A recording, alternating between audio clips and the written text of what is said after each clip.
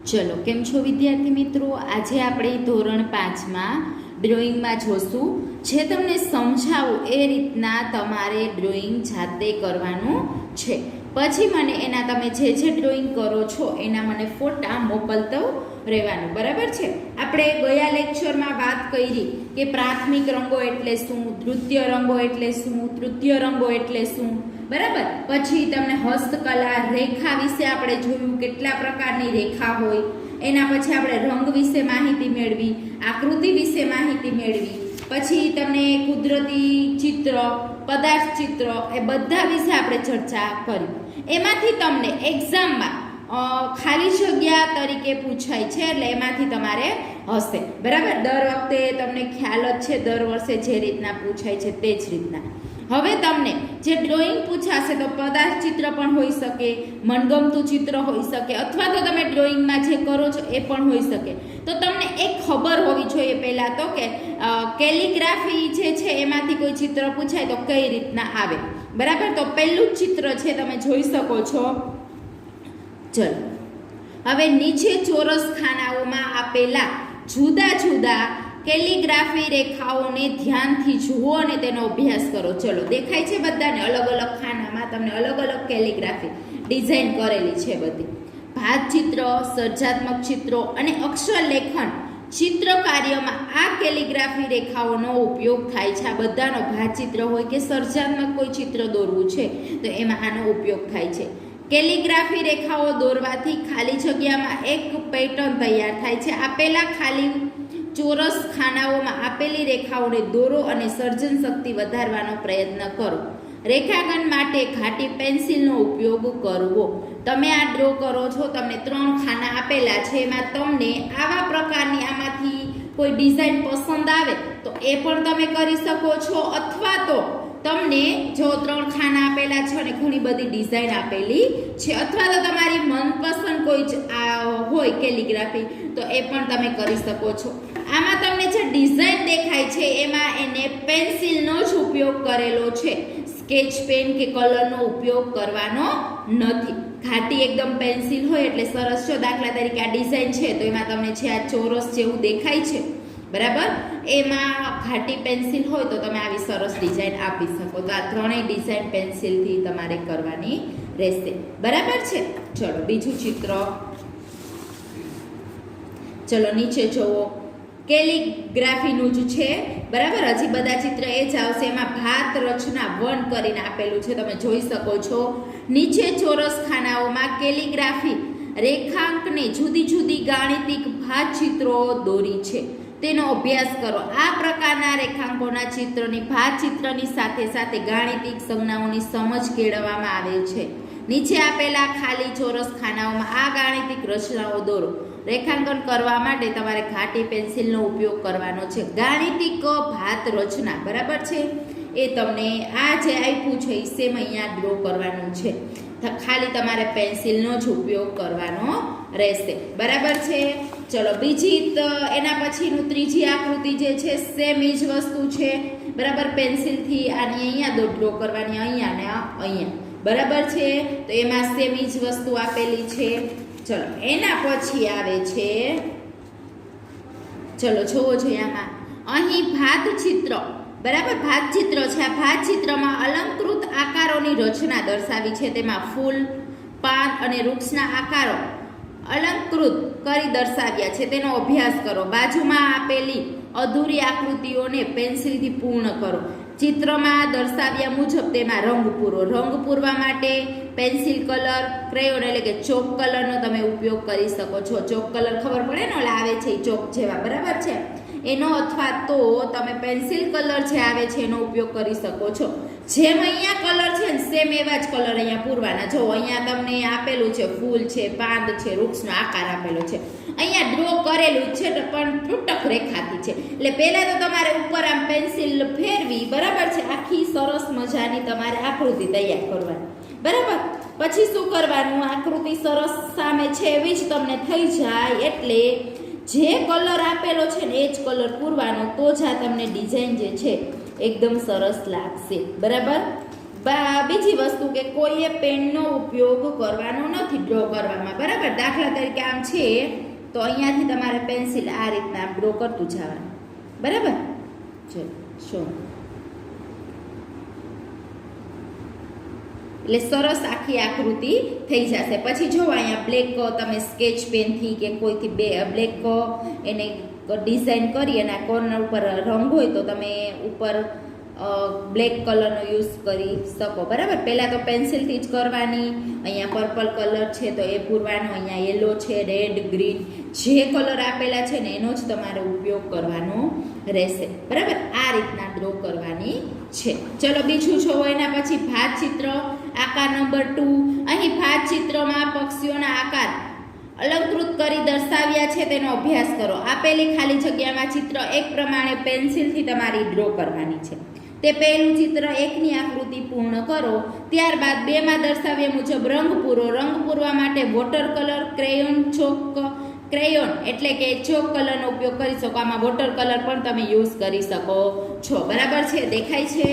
ચલો આમાં તમે વોટર કલર, આ ચિત્ર 1 છે ને સેમ આ જ વસ્તુ આપેલી છે, બરાબર. પણ અહીંયા તમને ત્રુટક રેખાથી છે, પણ આ ચિત્ર તમારે અહીંયા ડ્રો કરવાનું છે મોટું સરસ, બરાબર. આ જે ડ્રોઈંગ આપેલું છે એ સામે તમારે અહીંયા ડ્રો કરવાનું છે.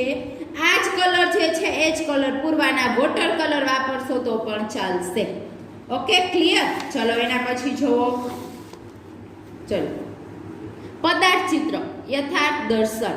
ચલો હવે તમે જોઈ શકો છો કે યથાર્થ દર્શનના સિદ્ધાંત મુજબ દૂર જતી વસ્તુ નાની થતી જાય છે. ખબર છે ને બધાને કે જેમ જેમ વસ્તુ દૂર છે ને તમને નાની લાગે. તમે અહીંથી કોઈ વસ્તુ એકદમ ઉપર તમે ચડ્યા કોઈ, બરાબર છે, ડુંગર છે કે કાંઈ એકદમ ઉપર તમે ગયા, ત્યાંથી તમે કોઈ માણસને જોવો ને તો નાના એવા દેખાય. દૂરથી તમે વૃક્ષ જોતા હોય, તમે ઘણા બધા દૂર છો તો નાનું એવું દેખાય. અને પાસે આવતી વસ્તુ તમે જેમ જેમ નજીક આવો એમ મોટી થતી જાય છે. યથાર્થ દર્શનના લીધે ચિત્રમાં અંતર અને ઊંડાઈ દર્શાવી શકાય છે. વસ્તુના રેખાંકોમાં રેખાઓને આગળ લંબાવવા જઈએ તો એક બિંદુમાંથી મળી જતી હોય છે, તેને વિલીન બિંદુ કહે છે. બીજા ભાગમાં છાયા પ્રકાશની સમજ દર્શાવી છે. વિવિધ ભૌમિતિક આકારો પર પ્રકાશ કઈ દિશા તરફથી આવે છે તે મુજબ છાયા પ્રકાશ દર્શાવ્યા છે. જે બાજુથી પ્રકાશ આવે એમાં છાયા દર્શાવ્યા છે, બરાબર છે.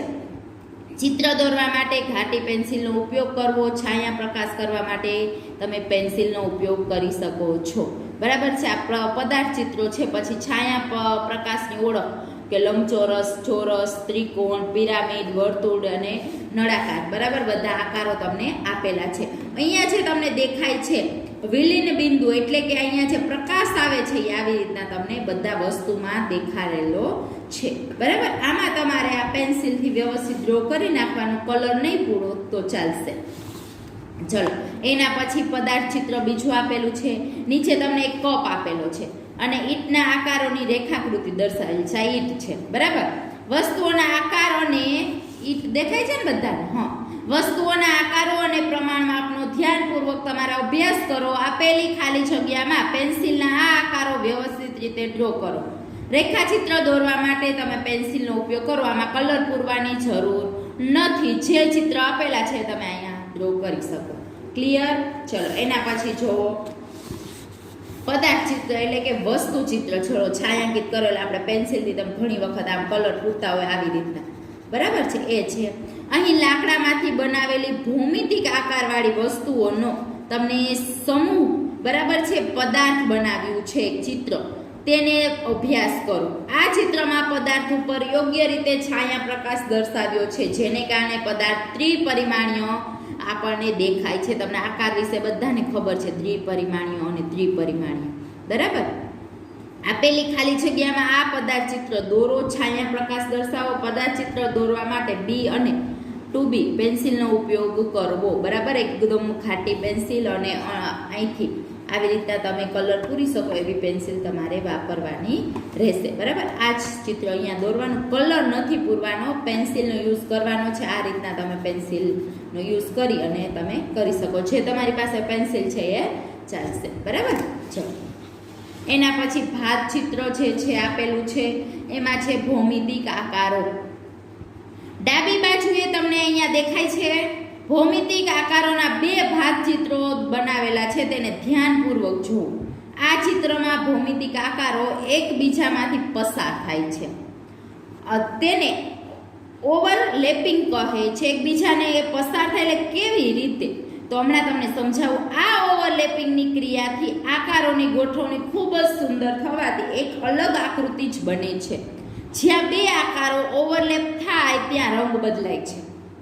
આપેલી ખાલી જગ્યામાં આ ચિત્રો પૈકી કોઈ એક ચિત્ર પેન્સિલથી દોરો, તેમાં રંગ પૂરવો અને રંગ પૂરવા ચોક કલરનો તમે ઉપયોગ કરી શકો છો. કોઈ પણ એક જ ડ્રો કરવાની છે, બે કરવાની નથી.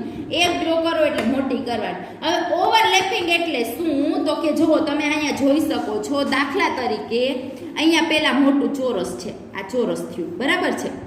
સમજાય છે? તમારે વ્યવસ્થિત ડ્રો કરવાનું. પછી એની અંદર રાઉન્ડ કર્યું, ગોળાકાર, બરાબર? એની અંદર પાછું શું કર્યું? તો કે પછી આ ત્રિકોણ દોર્યા. ક્લિયર? આવી રીતના.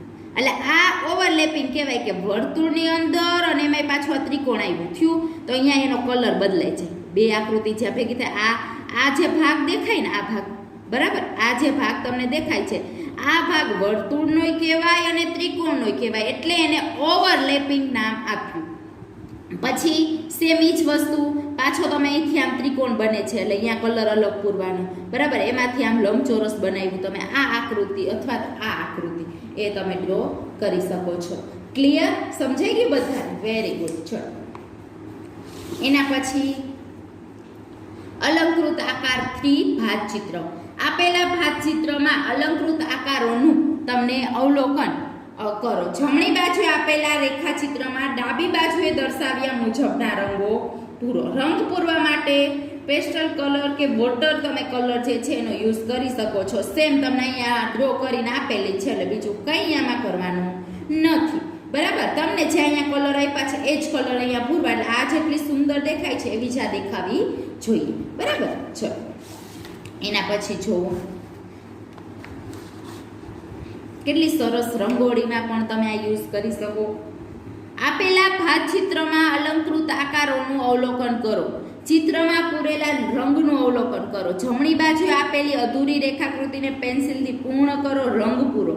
વોટર કલર, ચોક કલરનો તમે યુઝ કરી શકો છો. સેમ આ વસ્તુ હતી એ જ અહીંયા, પણ અહીંયા ત્રુટક રેખા આપી છે, એટલે આપણે આવી રીતના પહેલાં તો પેન્સિલથી પૂર્ણ કરી લેવાનું, બરાબર? એટલે આપણે કલર પૂરવામાં મજા આવે, એટલે આ આખી આકૃતિ થઈ જાય. સમજાઈ ગયું? પછી જે આમાં આપ્યા છે કલર, એ જ તમારે કલર વાપરવા. ક્લિયર? બરાબર? એના પછી જુઓ ચિત્ર સંયોજન પક્ષીનું છે. અહીંયા કિંગ ફિશર એટલે કે કલકલિયો અને બતકના ચિત્ર સરળ ક્રમમાં આ દર્શાવ્યા છે. ક્રમ પ્રમાણે આકારો કઈ રીતે દોરી શકાય તેનું અવલોકન કરો. આપેલ ચિત્રમાં મનગમતા રંગ પૂરો અને તમે ચોક કલરનો ઉપયોગ કરી શકો છો. તમને ગમે ને એવો રંગ પૂરવાનો. અત્યાર સુધી આપણને એમ જ કહેતા કે ચલો આપેલું છે એ રંગ પૂરો, એમાં કલર આપેલો છે એ રંગ પૂરો, પણ આમાં તમને ગમે ને એવો રંગ પૂરવાનો છે આ બે પક્ષીમાં, બરાબર છે? પક્ષી કયું છે? તો કે કિંગફિશર અને બતક, બેના આપેલા છે. હવે તમને એમ થાય કે આમાં તો ચિત્ર આપેલું છે, હવે મારે આવું શીખવું હોય તો શું કરવાનું? તો કે સરસ મજાના સ્ટેપ આપેલા છે અહીંયા જુઓ, કે પહેલા આમ રાઉન્ડ દોરો, આ ઈંડા આકાર, પછી આ રાઉન્ડ અને અંદર એક રાઉન્ડ, બરાબર? પછી આ પાંખ દોરવાની અને આ પાંખ દોરવાની, અને પછી એમાં તમે ડિઝાઇન કરી શકો સેમ, બરાબર? એવી રીતના બતકનું ક્રમમાં આપેલું છે, એક સ્ટેપ આપણને બતાવેલા છે તે તમે કરી શકો. ક્લિયર? સમજાય કે આમાં તમને મનપસંદ રંગ પૂરવાના છે. ચલો, એના પછીનું જુઓ. ચલો, અહીં 3 સરળ ક્રમમાં 2 ચિત્ર સંયોજનનું છે, પણ માનવ આકૃતિ. આ આપણે પક્ષીનું જોયું, માનવ આકૃતિ આપણે જોવાના છીએ. 2 આકૃતિ આપેલી છે, જુઓ જોયું કે સરળ ક્રમમાં 2 માનવ આકૃતિઓના ચિત્ર બનાવેલા છે. પહેલું ચિત્ર પરેડ કરતી છોકરીનું છે ને, પરેડ કરે છે. બીજું ચિત્ર વિચાર કરતો બાળક છે, જો વિચારે છે, દેખાય છે? હા, વિચાર કરે છે. હવે તમને ક્રમ પ્રમાણે માનવ આકૃતિ કઈ રીતના સરળતાથી દોરી શકાય તેની સમજ આપેલી છે, બરાબર? ચિત્રમાં પૂરેલા રંગોનું અવલોકન કરો. સફેદ કાગળમાં આ ચિત્ર દોરો અને રંગ પૂરો. રંગ પૂરવા પેન્સિલ કે એનો ઉપયોગ તમે કરી શકો. આ ચિત્ર તમારે શીખવું હોય તો સરસ મજાની ડ્રોઈંગ શીટ લઈ અને ચિત્ર દોરવાનું. એમાં તમને સ્ટેપ આપેલા છે કે પહેલાં આ દોરો, ક્રમ 1, 2 અને પછી કલર પૂરો, એટલે આવું ચિત્ર થઈ જાય. બરાબર છે, તમે આમાં ક્રમ પ્રમાણે ડ્રો કરી શકો. આ જે ચિત્ર છે એ તમારે તમારી કોઈ પણ ડ્રોઈંગ શીટ કે કોઈ એવો કાગળ હોય એમાં એક ચિત્ર દોરી અને કલર પૂરવાના રહેશે. આમાં કંઈ કરવાનું નથી. બરાબર છે, એટલે તમારે એ તમારી ડ્રોઈંગ શીટ એક લઈ અને એમાં પૂરવાના છે અને તમારે ફોટો મોકલવાના છે. બરાબર. ચલો, ચિત્ર સંયોજન સેમ એ જ વસ્તુ. બરાબર. માનવ આકૃતિ, અહીં 3 સરળ ક્રમમાં 2 માનવ આકૃતિઓના ચિત્ર બનાવેલા છે. પહેલું ચિત્ર શિલ્પ બનાવનાર શિલ્પકારનું છે કે શિલ્પ પોતે બનાવે છે. એમાં સ્ટેપ આપેલા છે 1, 2 અને 3. બરાબર. આમાં પણ જેમ ગયા ચિત્રમાં કર્યું. અને બીજું ચિત્ર ગ્રામીણ સ્ત્રીનું છે કે ક્રમ પ્રમાણે માનવ આકૃતિઓ કઈ રીતે સરળતાથી દોરી શકાય તેની સમજ તમને આપેલી છે. તેનો અભ્યાસ કરો. ચિત્રમાં પૂરેલા રંગોનું અવલોકન કરો. કોઈ પણ, બરાબર છે, ચિત્રમાં તમે કોઈ પણ રંગ તમારી સમજથી તમે દોરી શકો અને કલર પૂરી શકો છો. આ કલર પૂરો તો વધારે સારું લાગશે. કોઈ પણ સફેદ કાગળમાં ચિત્ર દોરો અને રંગ પૂરો. રંગ પૂરવા તમને ખબર જ છે, ચોક કલર, પેન્સિલ કલરનો ઉપયોગ કરવાનો કે છે, તો આપણે એનો ઉપયોગ કરશું. બરાબર.